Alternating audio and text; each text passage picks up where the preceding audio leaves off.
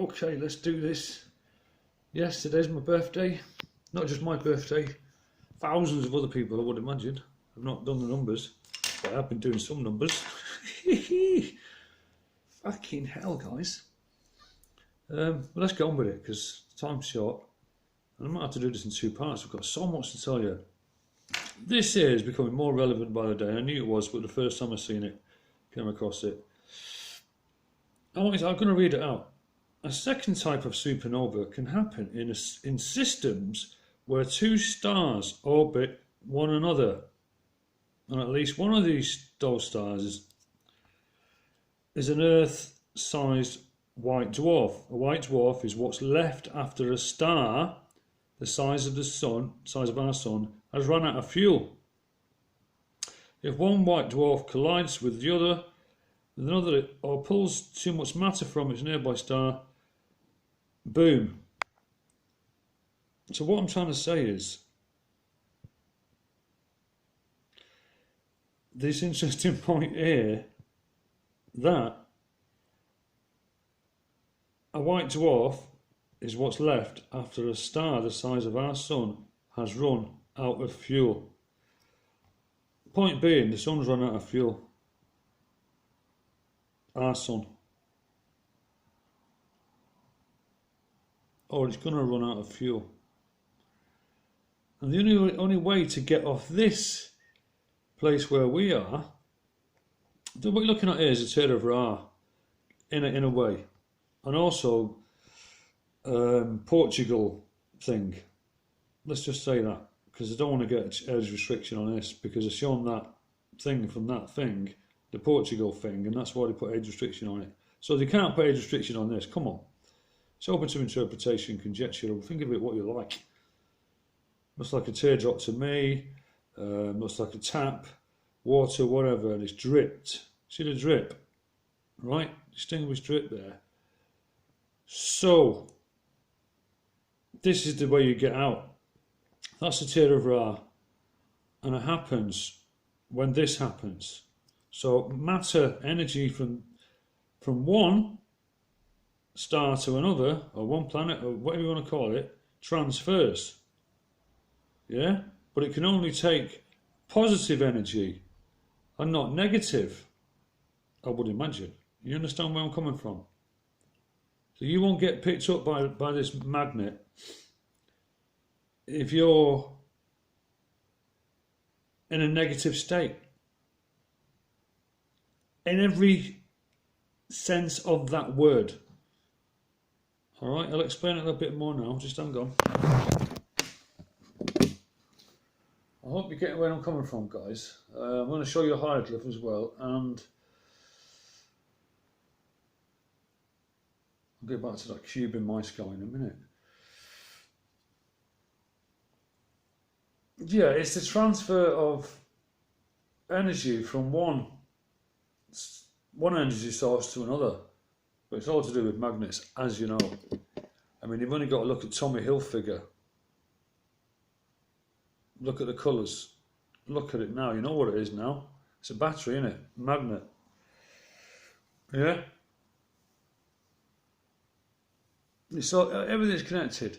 So if you're going on with my theory now, that I'm suggesting that the teardrop, the tears of Ra, which I've already gone through that video and explained, so I don't want to go over it again, and the teardrop from Portugal, and the fact that Podesta was there with his brother and Clement Freud in the same place at the same time, and 2 days later there was a full moon.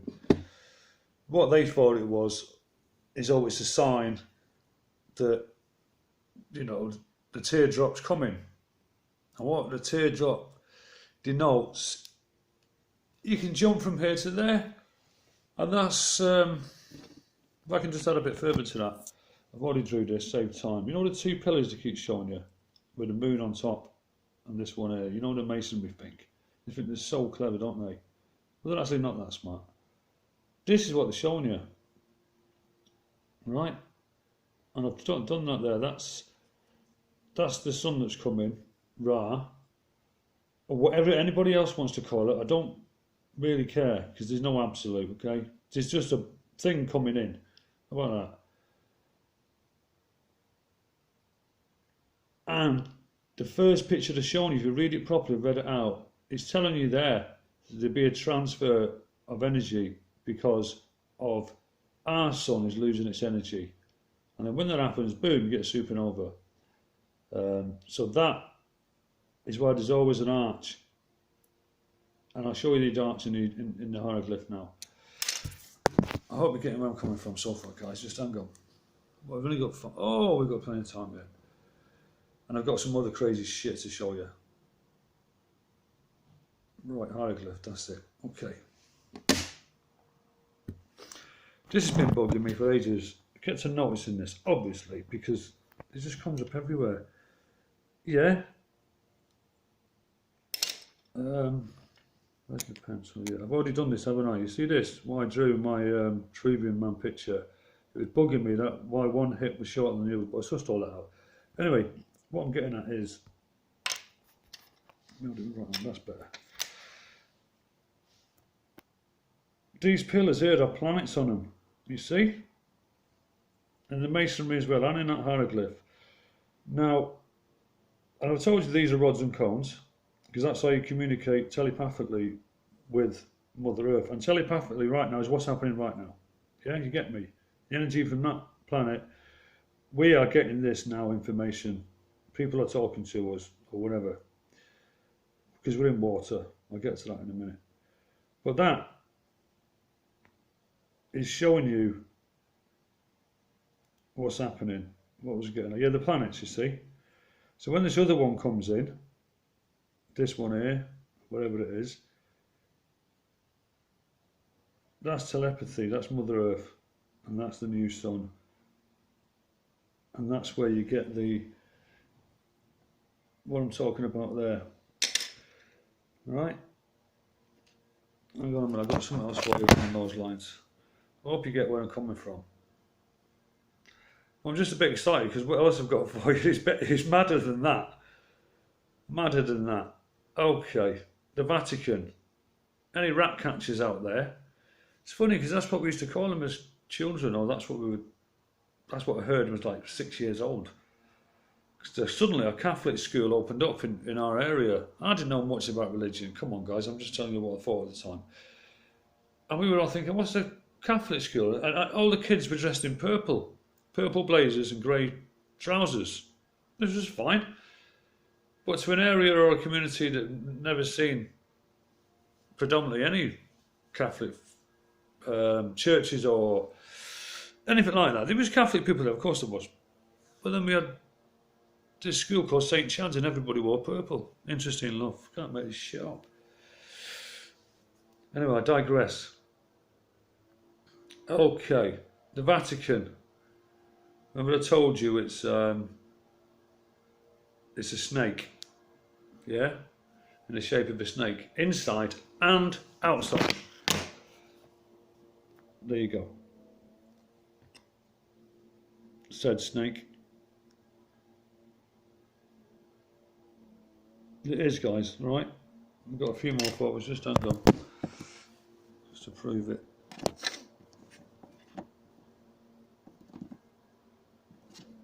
And the fact that they were singing to Lucifer in the Vatican in Latin. And I'll leave the video on the link, you can go and watch it. Can you see that?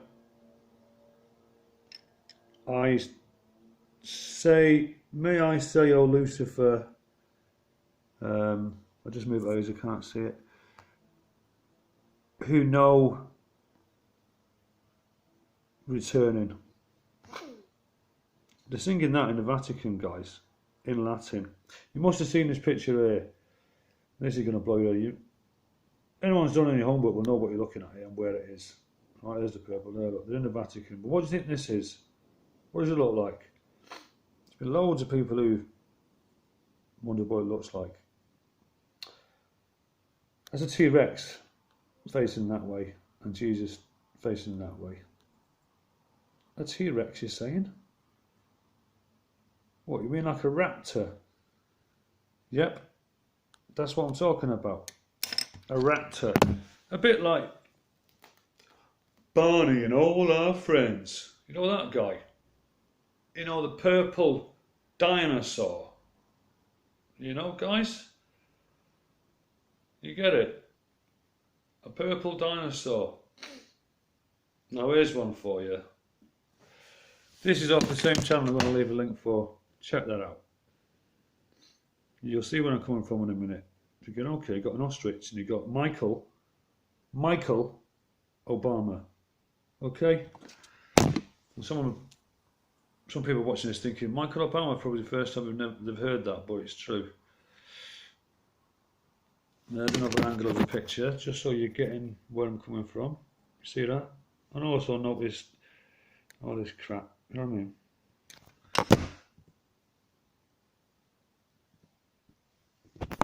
And that'll give you a better indication of where I'm coming at.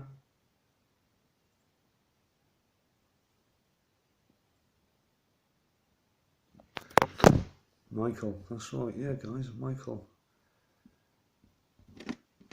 There's Michael there, showing off this thing. You can see the snake's head there, look at it. Not snake's head, but you see it in there in a minute.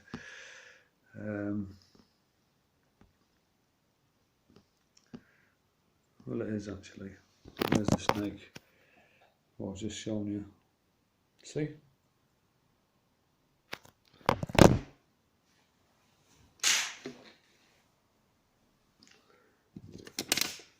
We'll be on now 11 minutes. There's more. Well, what I'll do, I'll just leave the link to the video for that. And also the feather of Mart. That's also mentioned in there.